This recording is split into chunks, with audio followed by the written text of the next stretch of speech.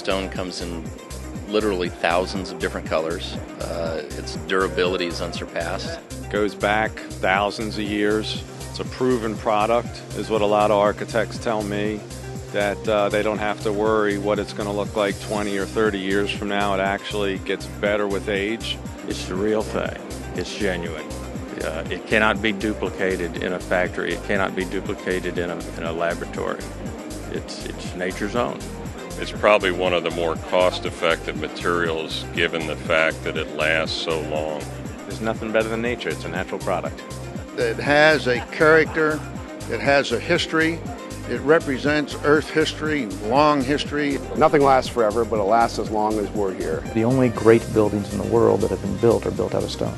It's kind of like fine jewelry. It sparkles, and it just looks nice all the time. The look is beautiful, and it's just so durable. Ever since primitive times, the use of natural stone has been a constant. When early humans learned to chip one rock against another, they initiated a creative legacy that has endured through time. Cultures from ancient to contemporary have used natural stone to build structures for their own dwellings, to worship their gods, commemorate their heroes, and house their institutions of government and learning. In fact, the first real work of architects was the design of temples thousands of years ago. The first architect whose name we know was Imhotep. He was an ancient Egyptian high priest who designed the famous Step Pyramid of Saqqara, a daring structure rising like a gigantic staircase to the heavens. It was built with thousands of 2.5-ton granite blocks in 2778 BC and was seen as the basis for the development of stonemasonry on a large scale. More than 2,000 years later, the Parthenon was designed and erected in Athens, Greece. Built with marble and a timber roof, it has been called the greatest and most influential building of all time. Few have had more of an impact on the use of natural stone than the Roman Vitruvius of the 1st century BC, renowned for his 10 books of architecture and his legendary classic designs. There are thousands of examples around the world offering testimony to the creativity, individuality, beauty, and durability that's come from building with natural stone. Great buildings of all sizes and shapes have evolved from the drawings of the world's master architects, who truly had an appreciation for the world's oldest and most versatile building material. These memorable structures range from the great old churches of Europe and the Middle East to the distinctive, durable, and functional buildings of modern times, like the Empire State Building, the Pentagon, the Wrigley Building in Chicago, the National Cathedral in Washington, D.C., and others. The tradition continues today, where the desire to incorporate the use of granite, marble, limestone, travertine, fieldstone, and other materials which make up the natural stone family, in all venues ranging from religious and government buildings to small and large commercial structures, homes, landscaping, and monuments, is fueled by the desire to create that which is unique, natural, enduring, and green. Mostly, the utilization of natural stone is based on the acknowledgement that man, with all of his technology, cannot duplicate in the laboratory or the manufacturing plant what it took nature millions of years to create.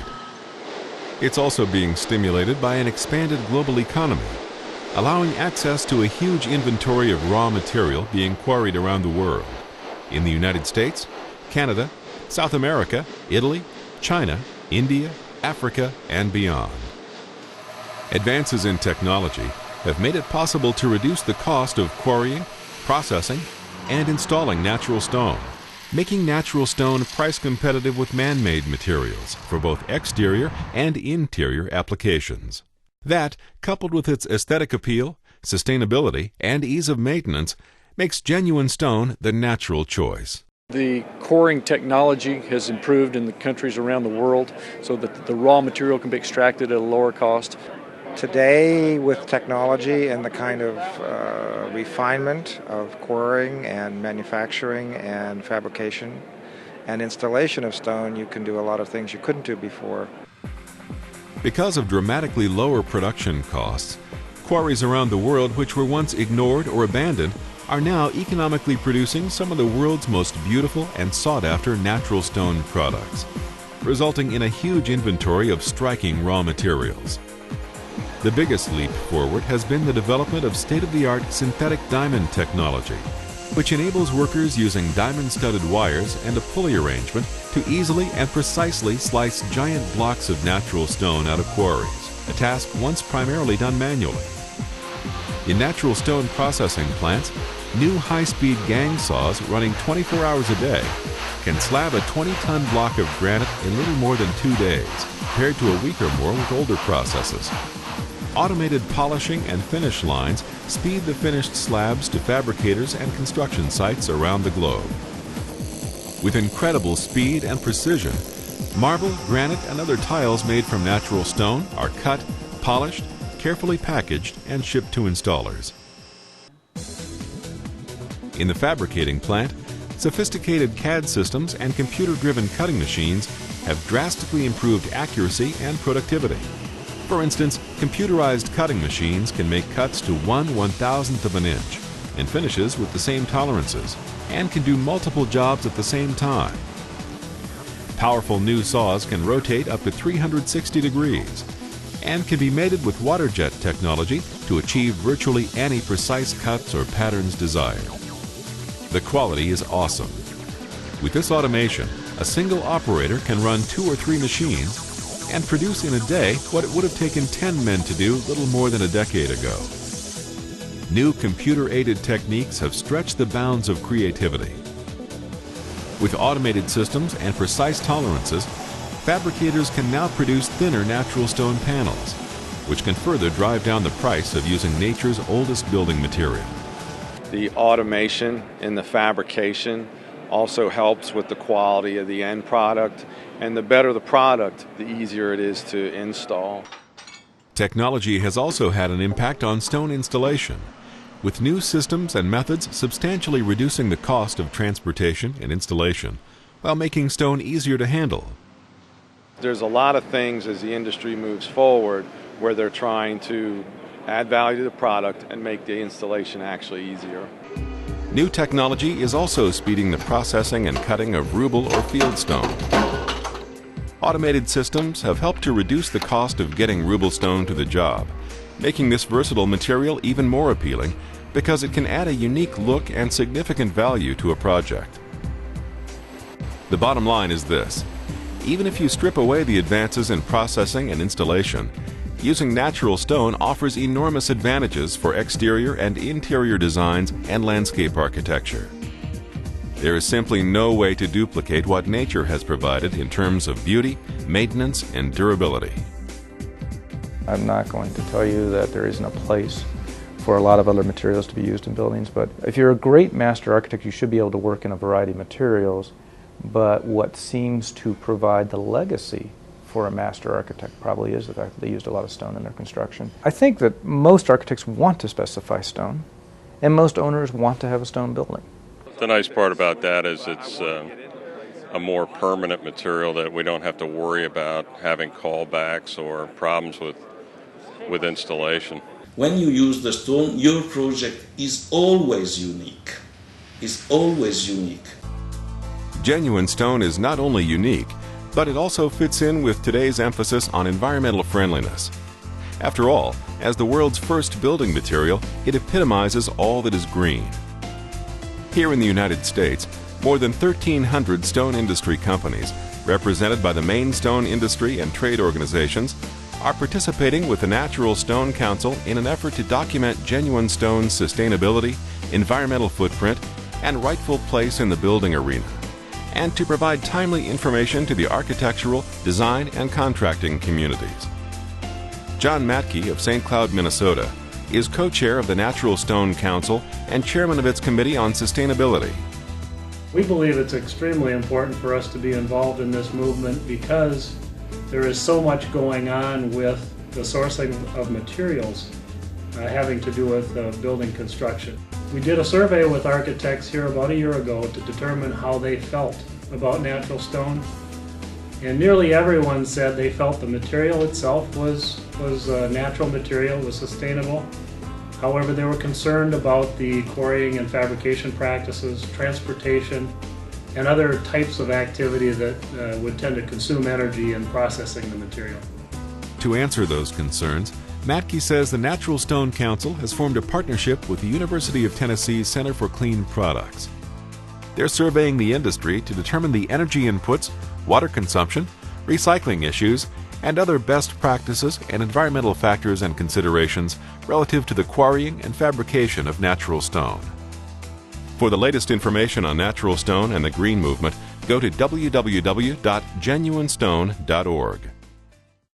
Today, an endless variety of natural stone products, suitable for virtually any project, is displayed at natural stone trade shows around the world, or readily available from distributors across the globe, like this one in Carrara, Italy, which traditionally warehouses more than 10,000 blocks of marble and granite.